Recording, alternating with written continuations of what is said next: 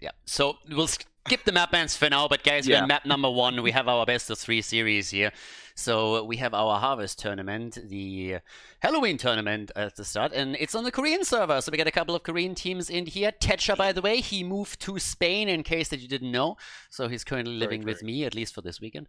And I'm in an air-conditioned room, and I am not allowed out, for I will melt.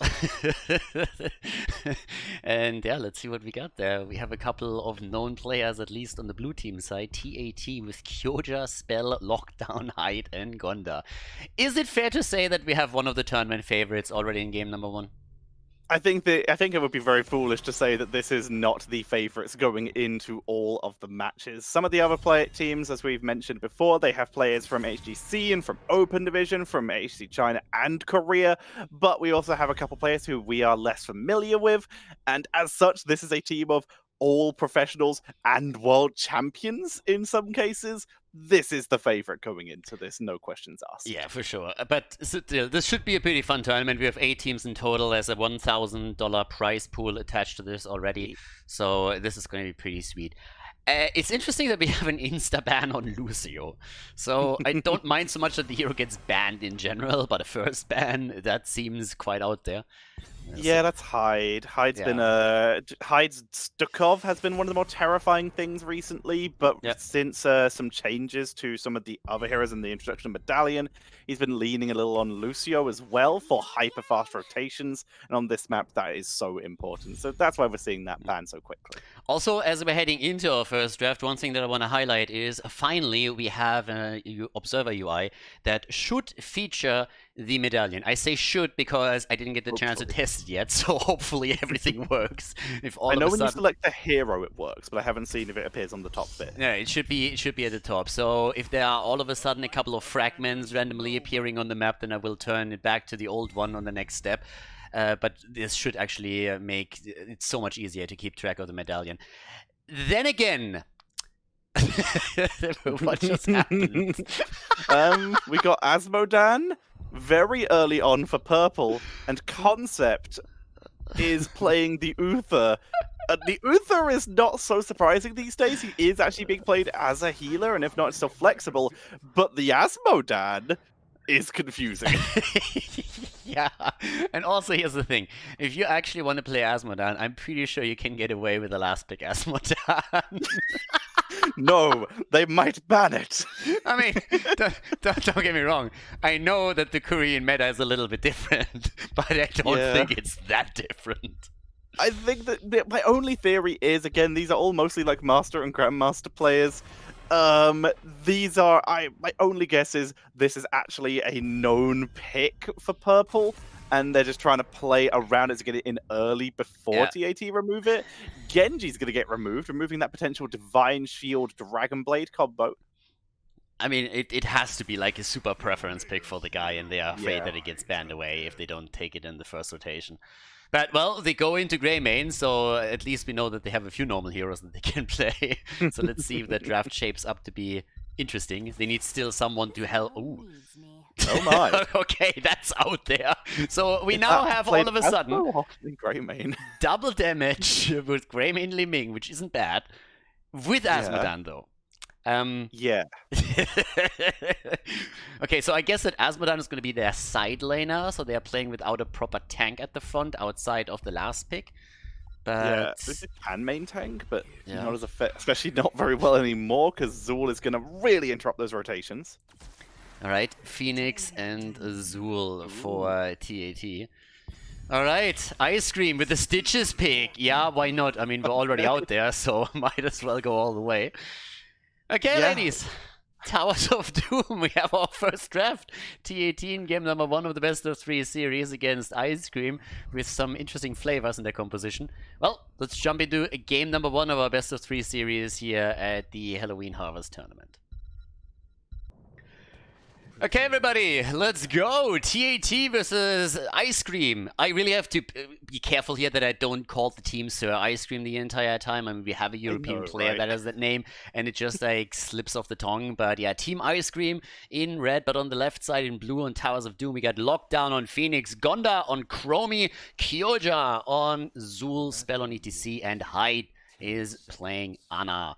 And on the right side of the map, Team Ice Cream with Cowboy Wook on Li Ming, Gamey on Greymane, Concept on Uther, that other guy on Stitches, and Purple is playing Asmodan. Let's go! And medallions have just been used? What? Yep, Zool and Phoenix have used their medallions, ladies and gentlemen, to start the game as we are off, which means potentially good for Turtle Raft, who is playing on that Stitches, to maybe pick someone in this early stage of the game. Stitches very much being played a little bit more now since the recent buffs, giving him significantly more wave clear. However, might need to use his own medallion here, because he getting bullied. There's the anti-heal. Great power slide. Medallion is dropped, but it is too late. Stitches is down. First blood to TAT. Yeah, that was a quick first blood right there, and it seems like the blue team has been testing a couple of the hotkeys, if I interpreted that correctly. Stitches, by the way, looking for that big boy mana hit point pool with a Hungry for More on level 1. Nothing better in an ARAM, by the way. Oh my god, it's so good. Tomb of the Spider Queen, I let it slide too, but still, if you have an ARAM Stitches with an Alex Straza or something, whew, baby, we're talking 10, 13,000 hit points towards the end, no problem. In this game, on this map though, I'm not quite sure how much he's really going to get out of this one. Yeah, it looks like they... See, I can't tell if they do plan on double soaking with Stitch. It doesn't look like it. I said it's going for the 1-1-3 split, which, yeah, is definitely going to limit the amount of globes that will be available. See the retreat come out. Zoning coming in from Turtle Raft, and yeah, this looks familiar, with no medallion this time. I've seen this before. Tetcha, I just had a deja vu. Same position. Stitches that again. Remake round 3, let's go. But no, Stitches is down, which is also going to slow down the stacking for Stitches, who is currently sitting at 1 Hungry for More globe. We are seeing level 4s coming in, though, for TAT, as Jailers is coming in for Zool. It's the faster wave clear talent at this level from most hit players, due to the fact it also combos very well with your level 13s and 16s to get great either damage reduction or slows. Lockdown. Easy kill rotation, and with the root and Jailers, that's a double kill for TAT. Yeah, easy double kill for them right there. And actually, we're going to take another quick look at that as they're going through the wall here. So yeah, there you can see Greymane goes down, Phoenix showing no mercy, and then of course we have the Jailers kicking in, the Chromie rotation, putting the final touches to the kill, and we are looking at a 4-0 kill lead already for TAT. I'm wondering if Purple is just a theme player, because so far they've only picked purple talents. What? Ooh.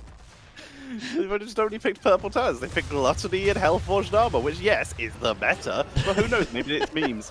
We also have Serrated Edge for Stitches, by the way, going for a pick style as opposed to a team fight style. You notice the weirdest things, my friend. Not in a million years would I have caught that.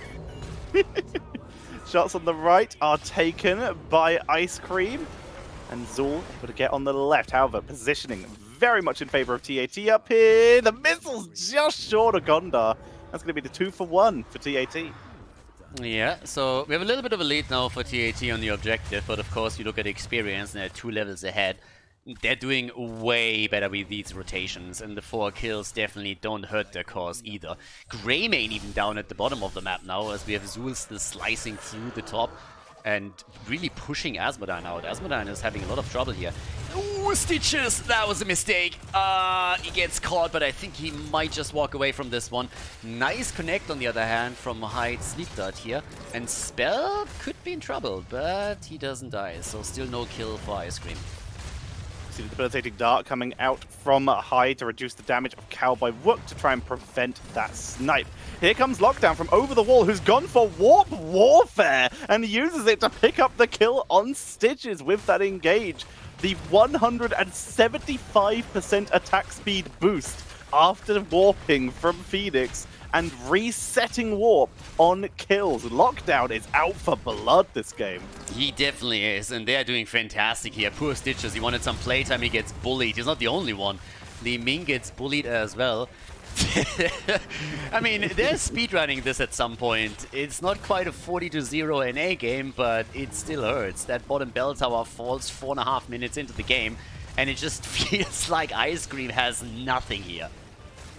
Yeah, they are in trouble. Here comes Lockdown, the salvo to try and finish Stitches, who does survive. You can see that Gondar looking for the snipe with Nanomus. They do get him in the final shot.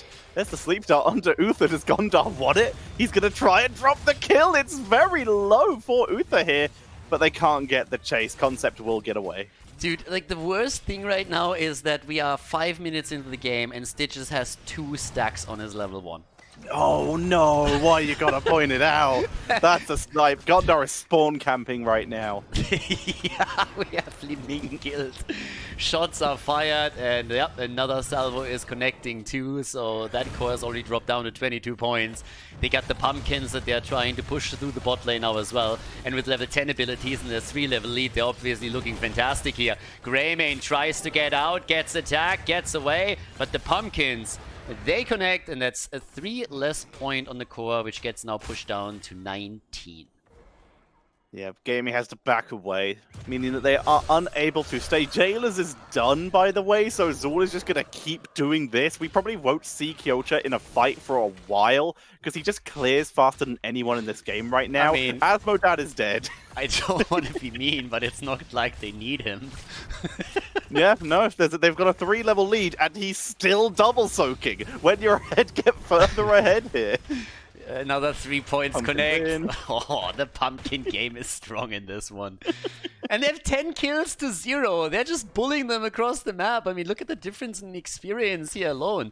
We have in hero experience an additional 3k that they picked up. On structures, they have a lead of 2,700. And the minion experience lead is just gigantic for the blue team. They're really just showcasing how good these guys are. As you pointed out earlier, these are all former pro players and champions, so yeah, this is nuts. Double sleep dart into salvo. It gets Stitches right on the way out. Turtle Raft is gone, sailing all the way downstream along with potentially this game number 1 as bot is held. Single altar on the board, but a weak looking mid bell tower that might be sniped first. Yeah, they're already going for it, and at this pace, finally there's level 10. I mean, honestly, this is the one moment, despite the fact that there's still a talent lead for TAT, so don't get me wrong, they're massively ahead. But with level 10, maybe we're gonna see a play. They're trying to go for it. There's the mosh pit, gets interrupted. They're going for spell. They look for the kill. Divine Shield is out. Ana in trouble. Hyde gets attacked. Is that the first kill for them? It doesn't seem like it. Actually, with Li Ming already being low and everybody else getting hit by the Poison Nova, this looks pretty much like all of them are gonna die here. Li Ming actually gets rooted. There's the triple kill coming out. Little Turtle Raft, nowhere to go, leaving just Asmodad, who's just way in the back. Purple just trying to do some damage, but there's nothing left to do. Just backing away here. They didn't even get Gorge out in that fight. In the meantime, Kyocha finishes off mid, heads up top lane to do the same up there, and this might be a triple cap, turning a full 6 cap, turning into all the shots. And this might just end the game. If they don't reclaim bot, this might just end the game. I mean, I'm gotta be honest, I think that Asmodad is making the right plays here. That's an IQ 200 play. Can't die if you're not participating in the fight, so... oh, the face mode from spell to prevent the Gorge. That was nice. Yeah. But by the way, guys, this happens when you have a team of former pro players go up against people that don't have competitive experience. Yeah. And again, these guys in red are actually Master and Grandmaster on the Korean server, to our knowledge, so... That's blood! Oh! That's it's a report. All over now. That's a report for feeding right there. ETC reported instantly. That's unacceptable. No. He's definitely not taking this serious. I mean, look at that. He actually died. Yeah. 60 kills to 1. With that comeback XP, I think they might be able to make a comeback here. How much experience did they get? I don't know. There's the snipe on purple.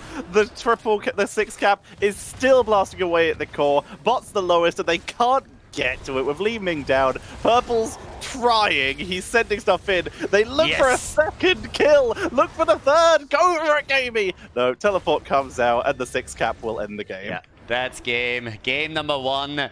36-0 for TAT as they lock in the win in this best of 3 series. Nicely done, GG, well played.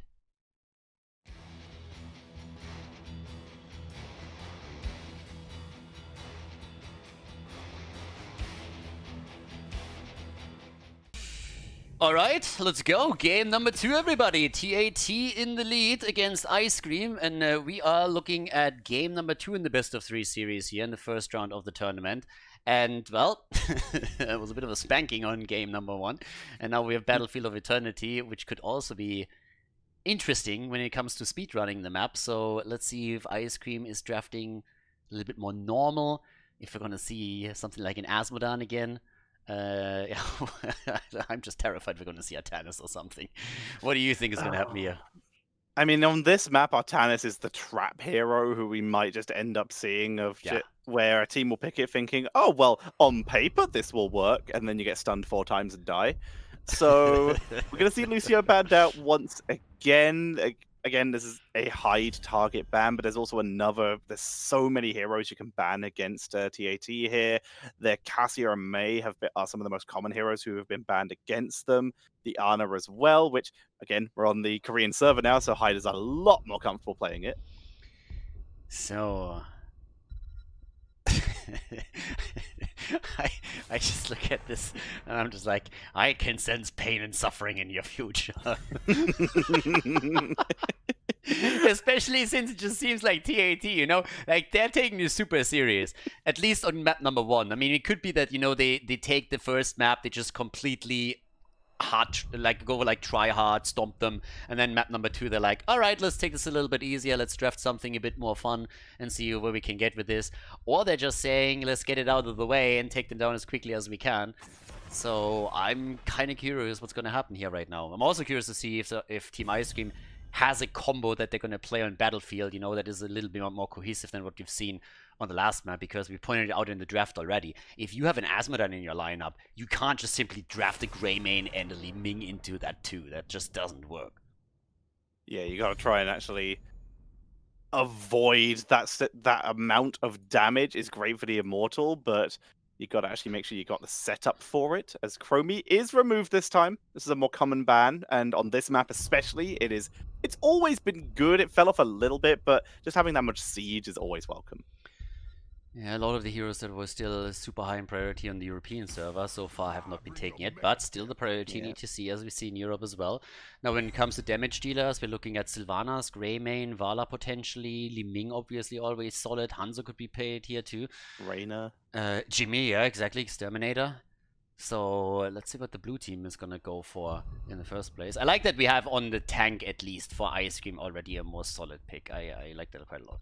Yes, it definitely feels a lot. It's definitely a more reasonable and acceptable opener here, as we do see that ETC being responded to by Garrosh. ETC goes in, Taunt is dropped, or Throw is used. ETC might be on that 10-second cooldown for Mosh, which is a good kill potential. And Raider. We are going for that race, and it's a safe pick. It's another 100% win rate hero for Gondar here. He's got a lot of those, but it's going to be pretty solid for the Immortal race, and it's another small interrupt for ETC with Penetrating Round. Yeah. Okay. Oh, okay. Okay, now I'm a little bit disappointed. If you want to go for a Zarya comp, then why not go into the Garrosh pick? Go for the Speed Racer. I mean, if you already want to go into a Zarya setup, there's nothing wrong with that. You can still draft your Vala into that, and then you have a really cool 4-man. You have Vala with an arrow build that can burn the Immortal down. But if you already want to play that, just take that Garrosh early and then go for the Speed Bubble on 4, and all of a sudden you have really a threat against the opponent's team. So that's a missed opportunity. Anduin going to get banned away. That's very sensible, I guess. If you have Zarya, who's going to support the people who are going in and protect that Vala, Anduin's going to have a lot more time to get out those Divine Stars. So, and of course, the get out of jail free card for when someone overextends. Yeah, they went for the no baby, no cry move and banned Anduin. I like it.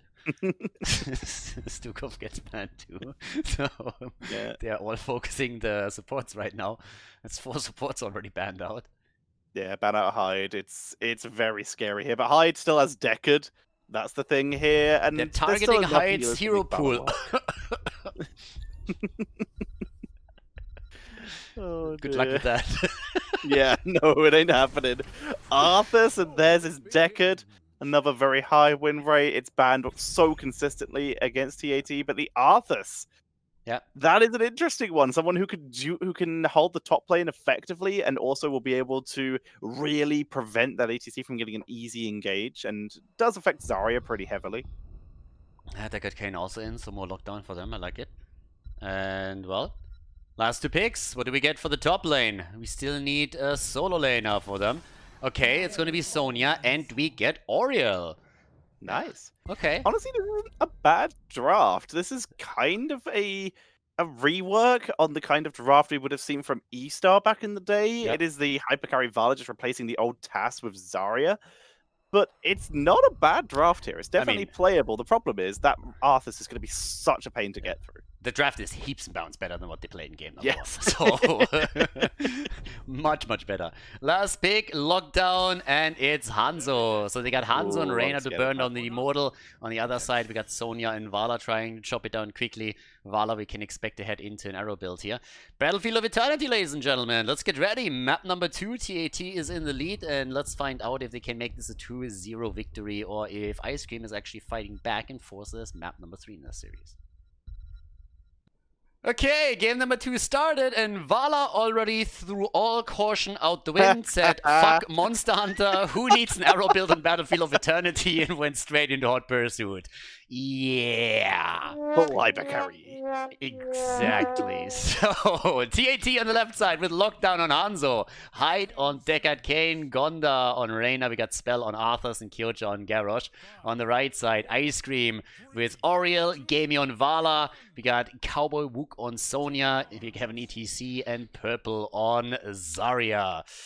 Yeah, it's party time, and like, I don't know, but that move on Vala, that guarantees that they have 0 chance now of winning an Immortal if both teams arrive at the same time. Like, 0 chance. They have no Feel the Heat and no Monster Hunter. They just have no race. They are purely in for old-style E-Star hypercarry, with Concept just going to try and hypercarry that Ariel, and hypercarry that Vala. Gamey is just going to have to get all the kills this game. And in the meantime, Cowboy Wook is already having a bad day as he's getting 2v1'd. Yeah, this is already weird. So again, guys, if you're a little bit, I don't want to say newer, but if you don't really get that yet, if you play Vala on this map, it's pretty much exclusively because you're trying to get Arrow with Monster Hunter, since it will allow you with the level 4 and the level 7 talent synergy to burn the Immortal down more or less solo. And on the other side, for the blue team, we have now 2 heroes that really excel against the Immortal, with Jimmy and his Exterminator talent on level 1 and Hanzo with his serrated arrow build. So it's really a problem for Team Ice Cream now. They're also losing Zarya already. Vala barely survives.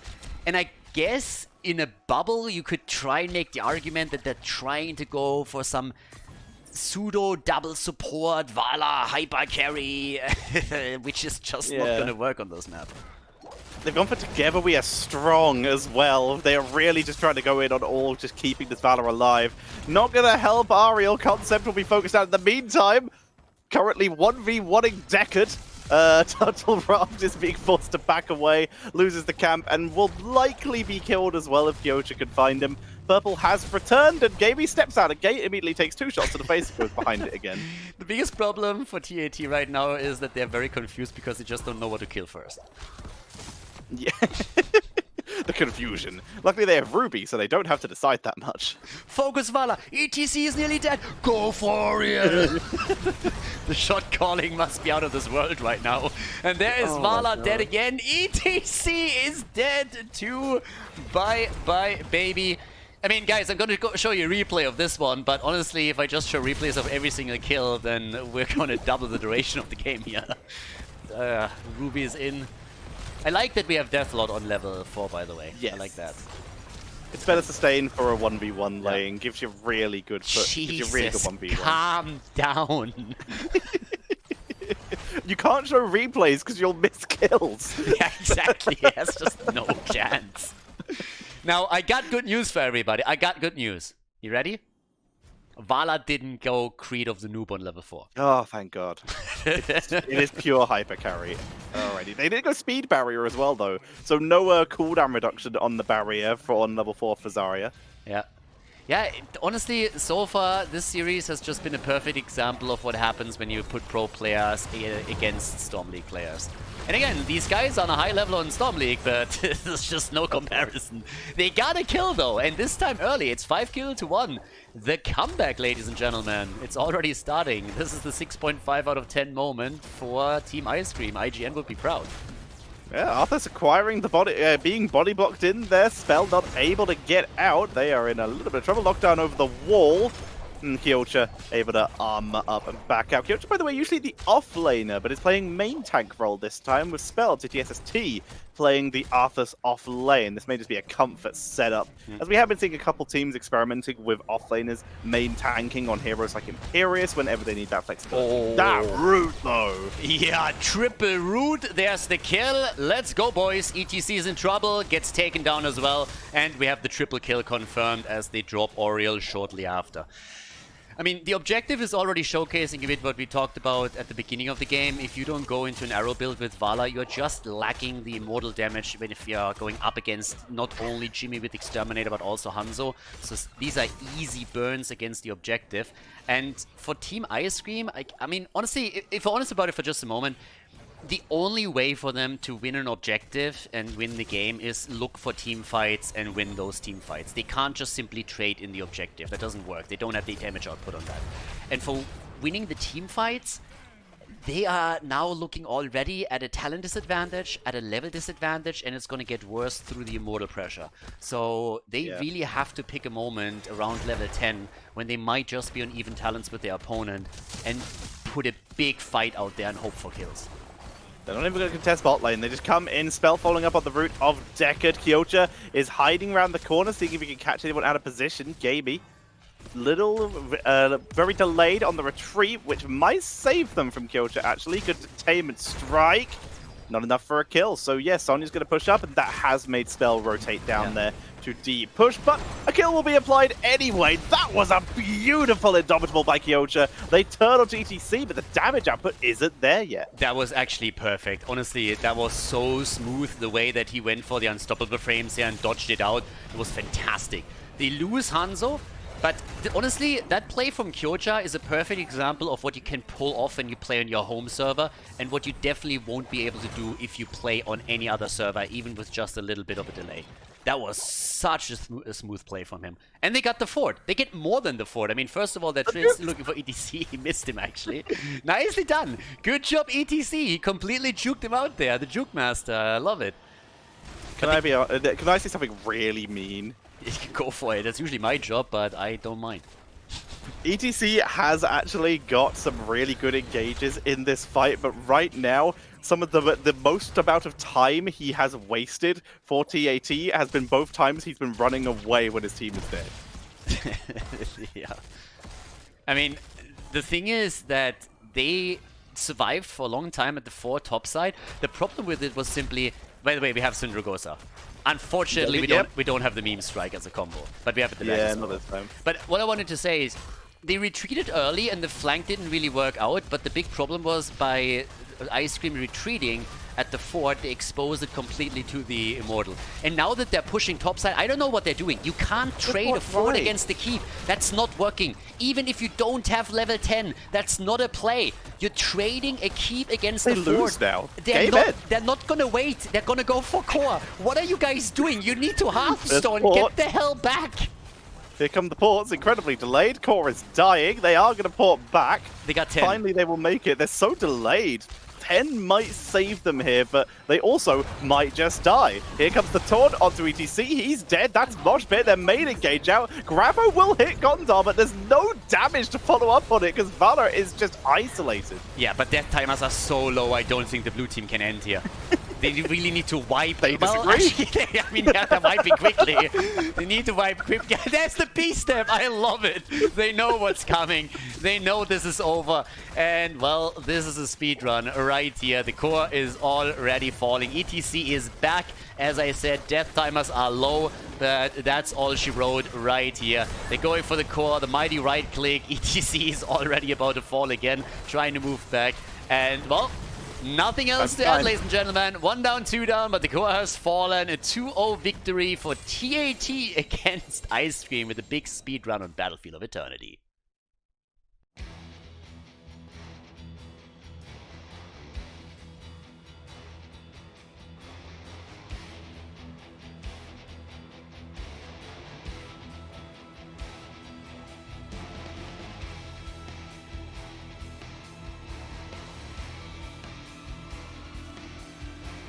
Thank you everybody for watching the video today. I hope that you enjoyed the show and the commentary. And keep in mind that the spoiler protection that is going to run for the rest of the video is made possible by all the support on patreon.com. So guys, if you want to support my work, if you want to help me start new projects and keep the spoiler protection in place, please consider heading over to patreon.com/Khaldor. There's also a link in the YouTube description, and check that out. Thanks in advance, and see you guys next time with more esports coverage here on Khaldor TV. Have a great day.